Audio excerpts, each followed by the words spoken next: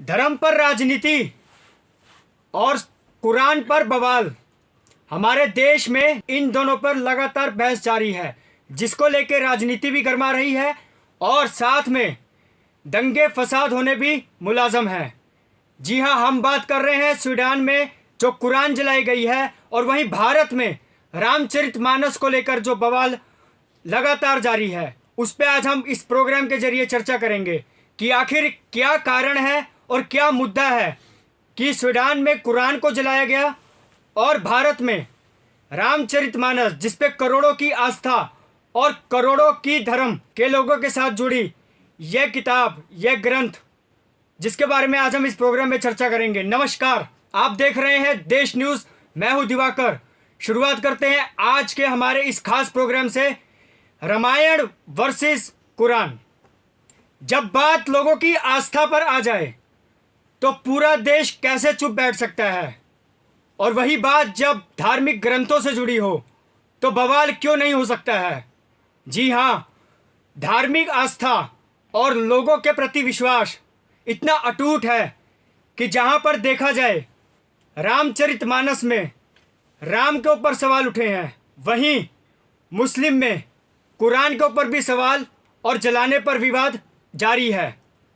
वहीं जिसे लोग कलेजे से लगा के रखते हैं, जिस ग्रंथ को सपा नेता स्वामी प्रसाद मौर्य के बेतुके बयान पर लगातार भारत की राजनीति में विवाद जारी है, वहीं लोगों में गर्मा गर्मी भी देखने को मिली है। तब भी वह अपने बेतुके बयान को वापस नहीं ले रहे। आखिर क्यों नहीं ले रहे? इसके पीछे क्या है कारण कि स्वामी प्रसाद मौर्य क्या कहते हैं, वो हम आपसे बताएंगे। साथ ही बयान के बाद भी उन्होंने माफ़ी ना मांगने से इनकार किया। आखिर क्यों यह सवाल राजनीति तौर पर इतना बवाल बन चुका है, और आखिर क्यों स्वीडन की कुरान जलाने पर देश भर में, यहाँ तक कि भारत के नागरिकों में भी कुरान को लेकर विवाद छिड़ गया है। आखिर क्यों अखिलेश यादव से मिलने गए स्वामी प्रसाद मौर्य और उनके मिलने के बाद क्यों इतने ताकतवर हुए सपा नेता स्वामी प्रसाद मौर्य। रामायण को लेकर जिस तरह से आपत्ति वाले बयान दिए जा रहे हैं, वहीं सपा नेता स्वामी प्रसाद मौर्य के रामचरितमानस वाले बयान को लेकर बवाल आज भी उसी मुद्दे पर लगातार गरमा रहा है। वहीं अखिलेश यादव ने भी बीजेपी पर इसी तरीके से निशाना साधते हुए फिरोजाबाद के एक कार्यक्रम में शामिल होने गए, जहां सपा नेता के अध्यक्ष ने कहा कि सदन में सीएम योगी आदित्यनाथ से रामचरितमानस और शूद्र को लेकर सीधा सवाल पूछूंगा, और सदन में वह ये भी बताएंगे कि शूद्र कौन होते हैं। और अखिलेश यादव यहाँ तक नहीं, उन्होंने यह भी कहा कि रामचरितमानस के खिलाफ हम नहीं हैं और ना ही रामचरितमानस पर हम कुछ टिप्पणी करेंगे। वहीं बिहार के बाद भी यूपी से लेकर यह विवाद लगातार बढ़ता ही जा रहा है। इस बयान को कहां तक पहुंचा और इस पे किस किस राजनीतिक लोगों की टिप्पणियां आई हैं, वो भी हम इस प्रोग्राम में चर्चा करेंगे। खासकर उत्तर प्रदेश में, जहां की राजनीति लंबे समय तक राम और राम के मंदिर की आस्था और विश्वास से जुड़ी है, वहीं रामचरितमानस अब थमने का नाम नहीं ले रहा। लखनऊ के ओबीसी महासभा के स्वामी प्रसाद मौर्य के रामचरितमानस पर दिए गए विवादित बयान के समर्थन में कई प्रतियां भी जलाई गई हैं। यूपी से लेकर उत्तराखंड से लेकर बिहार तक राजनीति गरमा गई है। वही हम आपको बताने जा रहे हैं कि 4 दशक पहले एक ऐसे नेता के बारे में जिसका राजनीतिक करियर ही रामचरितमानस पर विवादित बयान के बाद पूरी तरह खत्म हो गया। जी हाँ, हम बात कर रहे हैं उस नेता के बारे में जिसका नाम है रामपाल सिंह यादव, जिन्होंने 1974 में कानपुर के देहात में डेरापुर विधानसभा में सोशलिस्ट पार्टी के विधायक भी रहे हैं, और विधानसभा के अंदर ही उन्होंने रामचरितमानस का पन्ना फाड़ दिया था। तब से लेकर आज तक लोग उन्हें रामायण फाड़ यादव के नाम से भी जानते हैं। इसके बाद वो बाद में जो चुनाव लड़े, उसमें उनकी हार भी निश्चित हुई और साथ ही राजनीति से भी फेरबदल लिया। हिंदू धर्म को कमज़ोर करने के लिए सियासत की गर्मागर्मी थमने का नाम नहीं ले रही। वहीं बिहार के शिक्षा मंत्री का भी 3 दिन पहले बयान आया है, जहां पर बिहार के शिक्षा मंत्री और आरजेडी के नेता ने रामचरितमानस पर कहा, समाजवादी पार्टी ने स्वामी राम प्रसाद मौर्य के बयान पर दलित पिछड़ों के खिलाफ बताकर इस पर पाबंदी की भी मांग की। वहीं इस बयान पर बीजेपी साधु संतों ने कई विरोध भी जताया और नाराजगी जताते हुए, क्योंकि अखिलेश यादव ने स्वामी राम प्रसाद मौर्य को महासचिव बना दिया और उनके बयान के समर्थन में खड़े हो गए। बात करते हैं क्या है मानस की चौपाई का मर्म और श्री रामचरितमानस की जिस चौपाई पर इतना बवाल हो रहा है वो हम आपको बताएंगे। ढोल गवार शूद्र पसुनारी सकल ताइना के अधिकारी को लेकर देश की सियासत सुलग उठी है।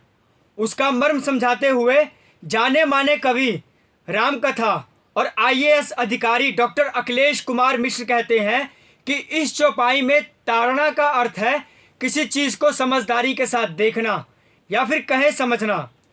उनके अनुसार यदि आप ढोलक बजाते हैं, समय ताल को नहीं समझते और सही जगह ढोलक पर ताप नहीं देते तो आप उसे ठीक से नहीं बजा पाएंगे। इसी प्रकार यदि व्यक्ति कम पढ़ा लिखा है तो आपको उसके स्तर अनुसार कार्य या फिर शिक्षा देनी होगी। वहीं तुलसीदास जी के इस चौपाई में वह शूद्र शब्द का वर्णन करते हुए कहते हैं कि पृथ्वी पर जन्म लेने वाला प्रत्येक व्यक्ति शूद्र है। जन्म के बाद वह अपने कर्मों से एक उच्च स्थान को प्राप्त करता है। इस स्थान पर शूद्र शब्द का आशय किसी जाति धर्म से लेना बिल्कुल गलत है। इसी प्रकार एक स्त्री या पशु को अपने अनुकूल करने के लिए आपको उसे समझना ही पड़ेगा। वही हम बात करते हैं मुस्लिम के कुरान की, जिसका सिलसिला स्वीडन से शुरू हुआ और लगातार उस पर बवाल विरोध जारी है। स्वीडन में रमज़ान के महीने में मुसलमानों के पवित्र कुरान को जलाने को लेकर दंगे भड़क उठे हैं, जिसमें कई पुलिसकर्मी भी घायल हुए हैं और कई लोगों को गोलियां भी लगी हैं। स्वीडन के दूर दक्षिणपंथी समूह की तरह जानबूझ कुरान को जलाने के मामले में मुस्लिम देश और सऊदी अरब भी भड़क उठे हैं। सऊदी के विदेश मंत्रालय ने कुरान जलाने जाने की कड़ी निंदा भी की है। इसे जानबूझकर किया गया या उकसाया गया वो हम आपको इस प्रोग्राम में समझाने जा रहे हैं। सऊदी अरब के विदेश मंत्रालय ने सोमवार को जारी अपने एक बयान में कहा कि पवित्र कुरान और मुस्लिम के साथ जानबूझकर की गई बेहदी उकसावे की घटना को लेकर सऊदी अरब ने भी निंदा करी। स्वीडन के दूर दक्षिणपंथी समूह ने कुरान जलाई, जिसके बाद दंगे थमने का नाम नहीं ले रहे।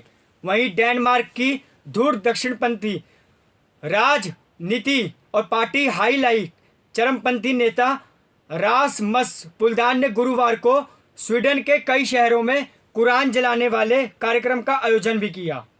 कार्यक्रम में कुरान की प्रतियां भी जलाई गई और पुलदान ने कहा कि कुरान को जलाया है वो यह काम आगे भी जारी रखेंगे, जिसको लेकर दंगे स्वीडन से लेकर सऊदी अरेबिया तक थमने का नाम नहीं ले रहे। वहीं यूरोप देश स्वीडन आजकल तनाव में भी है, क्योंकि उनका राष्ट्रीय ध्वज भी जलाया गया है और स्वीडन में रहने वाले तुर्की मूल के मुसलमान स्वीडन का अपमान करते हैं और उपद्रव भी मचा रहे हैं।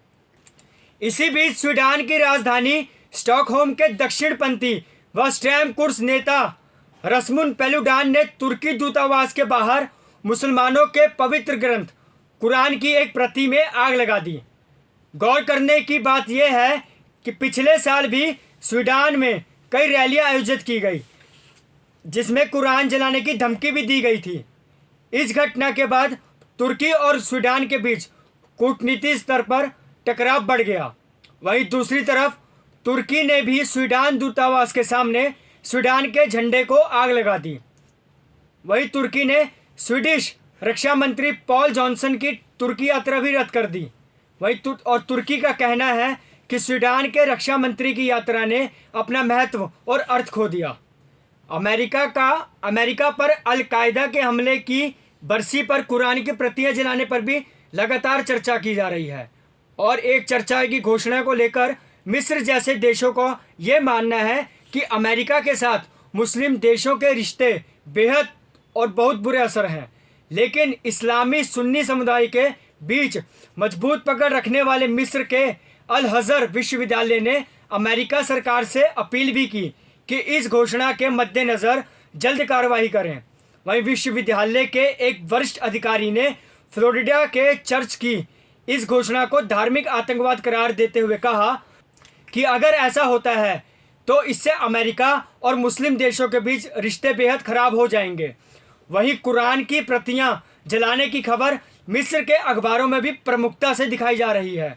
और मुस्लिम देशों के लिए यह खबर ऐसे समय में आई जब रमज़ान का पवित्र महीना ख़त्म होने को है और अमेरिका समेत सभी देशों में मुस्लिम आबादी ईद की तैयारियों में जुटी है। इस बीच अमेरिका सरकार की तीखी प्रतिक्रियाओं के बावजूद 50 सदस्यों वाला ईसाई संगठन Dove world outreach centre Quran जलाने के अपने फैसले पर अड़ा भी हुआ है, जिसको लेकर कड़ी प्रतिक्रिया भी दी गई। और इस फैसले पर लगभग सभी देशों में व्यापक प्रतिक्रिया आई है, जहां अफगानिस्तान, इंडोनेशिया, ईरान, हर जगह इसके प्रदर्शन और विरोध किया जा रहा है। विरोध करने वालों ने कहा कि कुरान की प्रतियां जलाने पर हम भारी प्रतिक्रिया करेंगे। धर्म पर राजनीति और कुरान पर बवाल कब तक थमेगा, यह है हमारा आपसे सवाल। और दूसरा, कब तक रामचरितमानस को लेकर राजनीति गर्मा गर्मी रहेगी और कब तक कुरान को लेकर दंगे फसाद देश में और विदेशों में जारी रहेंगे। देखना ना भूलिए हमारा अगला प्रोग्राम। इसी पर हम बातचीत करेंगे कल और फिर शुरुआत करेंगे कि आखिर ये राजनीति की पहल और ये दंगों की पहल कब तक जारी रहेगी। देखना ना भूलिए हमारा अगला प्रोग्राम देश न्यूज़ पर। इसी समय कल फिर लौटेंगे। नमस्कार।